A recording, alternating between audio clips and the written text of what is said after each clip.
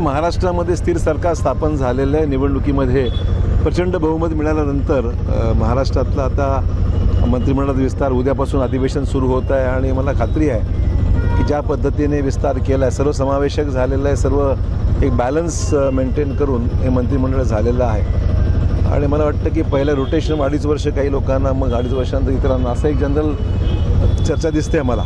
त्यामुळे मला आनंद आहे की एक बॅलन्स टीम महाराष्ट्रामध्ये देवेंद्रजींच्या नेतृत्वाखाली अजित पवार आणि एकनाथ शिंदे हे दोघंही मिळून चांगलं काम करतील आणि महाराष्ट्राच्या उंचावलेल्या अपेक्षा आहेत त्या अपेक्षा पूर्ण करण्याचा निश्चितचा फायदा होईल।